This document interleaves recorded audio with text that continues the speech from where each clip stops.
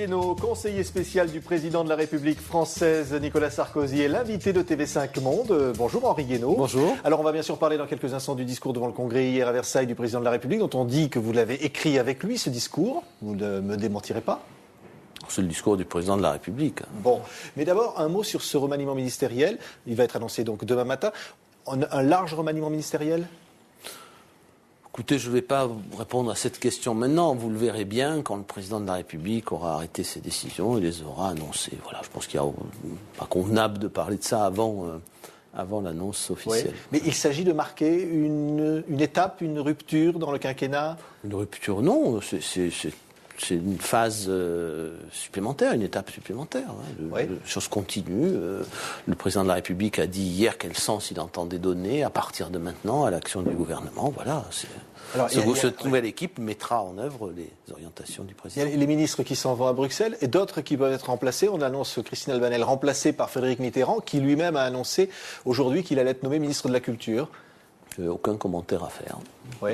Vous ne démentez donc pas cette nomination? Non, mais ni je démente, ni j'approuve, je n'ai aucun commentaire à faire. Ce n'est pas mon travail de commenter avant l'annonce de la formation d'un gouvernement. Voilà, c'est une décision qui appartient au président de la République. Il n'y a absolument rien à en dire avant que la décision soit prise et qu'elle soit annoncée. Donc pas un mot sur l'éventuelle poursuite de la politique d'ouverture? Le président a dit qu'il comptait poursuivre la politique d'ouverture. Il n'y a pas de rupture avec les orientations que le président a affichées depuis le début du quinquennat. Ouais. Alors hier, dans le discours donc, à Versailles, au Congrès, on a senti évidemment, on ne parlait pas évidemment de marquer une étape dans le quinquennat, mais tout de même d'un moment important, d'un moment même qui s'est voulu historique. C'était un moment historique puisque ça faisait presque 150 ans, enfin même un peu plus de 150 ans, que le président, comme chef de l'État français, ne s'était pas exprimé devant le Parlement. C'était d'ailleurs interdit depuis les lois constitutionnelles de 1875, à une époque où le Parlement se méfiait beaucoup du pouvoir exécutif, où la République était incertaine de son avenir.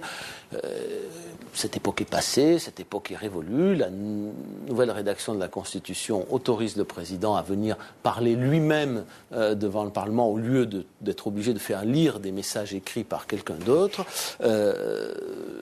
Voilà, c'était donc un moment effectivement historique dans notre histoire politique, notre tradition républicaine. En même temps, une continuité dans la politique par rapport évidemment au succès des élections européennes, c'est-à-dire qu'on sent quand même la volonté...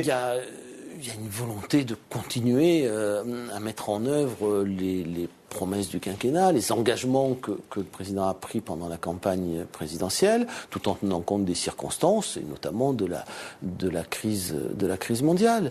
Il a dit hier comment il voyait cet avenir. On voit bien qu'il y a eu aussi une prise en compte du contexte au moment du discours de Toulon, quand la crise a éclaté, et qu'il y a maintenant une nouvelle étape qui consiste à voir au-delà de la crise, en ayant bien conscience que la crise, pour autant, n'est pas terminée. C'est-à-dire on prépare la sortie de crise et on peut l'envisager à la... Non, on n'envisage rien du tout. Le président de la République a dit la crise n'est pas finie et donc il ne faut relâcher ni sa vigilance ni ses efforts face à la crise mondiale. Mais en même temps, il faut voir au-delà de la crise, quel que soit le temps qu'elle durera. Il faut bien regarder au-delà. Il faut désormais, dès maintenant, préparer ce qui va se passer après, préparer la France d'après la crise dans le monde d'après la crise. Je crois que ce discours était très important. C'est très important pour cela parce que c'est un discours qui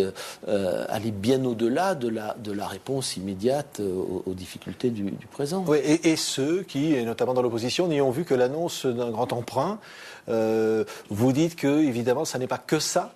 Ou en tous les cas, cet emprunt, il faut prendre je pense que c'est un jeu totalement absurde de la part de l'opposition ou des oppositions de toujours caricaturer la position de l'autre. On peut exprimer des désaccords, il peut y avoir des débats, c'est normal dans une démocratie. Il n'est pas utile pour faire prévaloir ses vues de caricaturer la position de ceux qui ne sont pas d'accord avec vous. Je pense que le discours hier était un discours extrêmement important. La question de l'emprunt n'est pas négligeable. Elle consistait à dire, à rompre avec une habitude, une pratique, un discours qui enferme l'économie française dans la restriction depuis une trentaine d'années, avec les succès qu'on sait, c'est-à-dire toujours plus de déficit, toujours plus d'exclus, toujours plus de chômeurs, toujours plus de dépenses. Le déficit, parce que cet emprunt peut avoir un coût pour les contribuables. Il s'agissait d'assumer clairement la volonté de préparer l'avenir. En général, on dit voilà, et l'opposition le fait aussi, sans arrêt, voilà tout ce que je veux faire, toutes les priorités que je me donne, et on ne se donne jamais les moyens de les accomplir. Voilà. Pour une fois, on dit voilà ce qu'il faut faire pour préparer l'avenir, on va définir ensemble les priorités et on va y mettre les moyens. Et on assume cet engagement de l'État, on donne de la crédibilité à la parole publique. Ce sera un emprunt auprès des citoyens, évidemment. Non, c'est pas. Enfin, évidemment, c'est toujours quelqu'un qui paye au bout. Il y a toujours quelqu'un qui prête de l'argent. Ce sont toujours les épargnants qui le prêtent, mais il y a deux manières de lever cet emprunt. Soit on va sur les marchés financiers à travers les institutionnels, les banques. Soit on s'adresse directement aux épargnants. C'était les emprunts, on en a fait jadis, comme on a fait Pinet, c'était l'emprunt Giscard ou l'emprunt Balladur. Le président de la République hier a laissé le choix ouvert.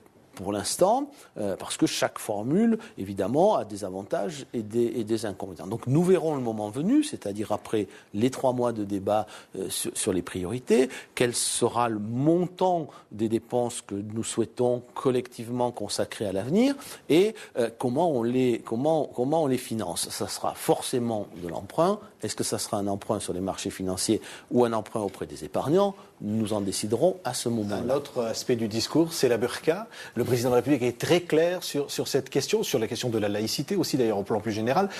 Vous pensez, vous, Henri Guénaud, qu'il faut une loi, malgré tout ? Écoutez, le président de la République a dit les choses très clairement. Ce n'est pas un problème d'abord de laïcité ou de religion. C'est un problème de dignité de la femme. La burqa, elle n'est pas compatible avec nos valeurs républicaines, avec l'idée que nous nous faisons du statut de la femme dans nos sociétés. Le Parlement a souhaité se saisir de cette question. Elle a été d'ailleurs, le président de l'Assemblée nationale l'a confirmé ce matin, il y aura une commission d'enquête parlementaire sur cette question. Eh bien, cette commission parlementaire fera des auditions, ouvrira le débat et fera des propositions. Et ensuite, on verra quelles décisions nous prenons tous ensemble. C'est un sujet sur lequel on ne peut pas décider tout seul. C'est un sujet qui mérite un débat national. Le président de la République a clairement fait savoir quels étaient ses choix de valeurs, comment il interprétait l'apparition de la burqa dans notre société, en quoi elle était incompatible avec la République. Maintenant, nous verrons une fois que le Parlement aura discuté et travaillé ce qu'il y a lieu de faire. Ouais. Mais moi, je n'exclus absolument rien. Henri Guénaud, il y a dans la presse des commentaires. Certains disent, voilà, un discours social-démocrate. Ah, sûrement pas social-démocrate. Vous savez, c'est assez amusant, ces catégories mentales qui vous empêchent totalement de penser. La sécurité sociale est-elle une conquête social-démocrate ? C'est le général de Gaulle qui l'a mise en œuvre avec toutes les forces politiques du pays, de droite comme de gauche. Bon, parce que c'est social-démocrate. Est-ce que l'assurance chômage, c'est social-démocrate ? C'est le général de Gaulle, avec Georges Pompidou comme Premier ministre et Jacques Chirac comme ministre du Travail, comme secrétaire d'État au Travail à l'époque, qui a mis en place l'assurance chômage telle que nous la connaissons aujourd'hui. Tout ça n'a pas de sens. Le commissariat du plan en 1946, c'était une création du général de Gaulle, qui n'était pas social-démocrate, qui était gaulliste, si je peux me permettre, et de Jean Monnet, qui était tout sauf social-démocrate. Donc, toutes ces catégories sont totalement absurdes. La question est de savoir si c'est cohérent, si c'est conforme à aux valeurs républicaines qui nous sont communes, si c'est efficace, si ça prépare bien l'avenir. Voilà, le reste ne m'intéresse pas. Encore un mot, simplement. Certains y ont vu là un prémisse une préparation d'un deuxième quinquennat. Oh, ça, ce sont des prophètes bien inspirés, parce que moi, je n'en sais rien, et je pense que le président de la République est loin d'avoir pris sa décision sur ce sujet. Pour l'instant, il fait son travail, le gouvernement fait son travail, il y a la crise, il faut préparer l'avenir, et c'est absolument tout ce qui compte.